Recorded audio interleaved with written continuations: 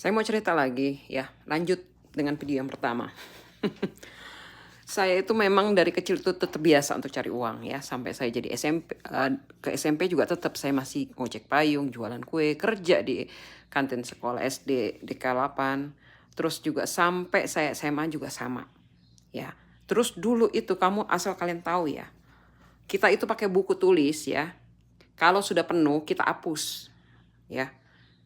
Terus kita pakai lagi sampai robek itu buku. Baru kita ini ya. Karena apa? Karena nggak punya uang untuk beli buku ya. Makan aja pakai garam. Puji Tuhan. Bisa dari ngojek, bisa jualan kue ya.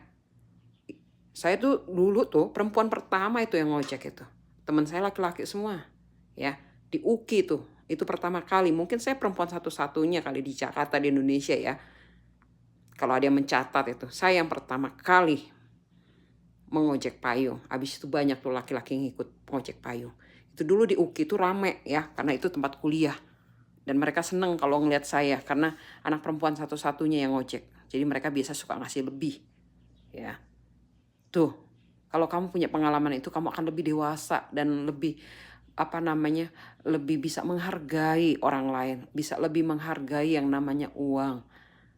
Ya, kalian bisa lebih menghargai orang lain dan bisa lebih berbagi dengan mereka. Ya, seperti KDM itu. Nasib KDM mama saya mungkin nggak ada beda jauh kali. Ya, ibu saya hanya pembantu. Ya, terus bapak saya pemborong bangunan. Tapi dia cukup keras mendidik saya dan mereka tidak pernah namanya memberikan uang jajan. Tapi yang namanya kebutuhan sekolah, beliau pasti akan mencukupkan. Jadi kalau buku sudah penuh, itu biasa kita akan hapus tuh. Kita akan tulis ya, sampai buku itu nggak bisa kita pakai baru kita buang ya. Selama masih bisa dipakai, pakai ya, karena kita nggak punya uang untuk beli buku. Oke, terus lanjut SMA, saya mau kuliah. Dari kecil impian saya mau jadi perawat ya. Saya suka dengan perawat, saya juga nggak tahu kenapa. Terus setelah selesai SMA, saya coba untuk mengikuti ujian di UI untuk keperawatan. Waktu itu masih di Rumah Sakit Cipto dulu. Ujiannya di Stadion Senayan. Banyak yang ikut. Ya. Tapi setelah ada pengumuman saya tidak mau lihat.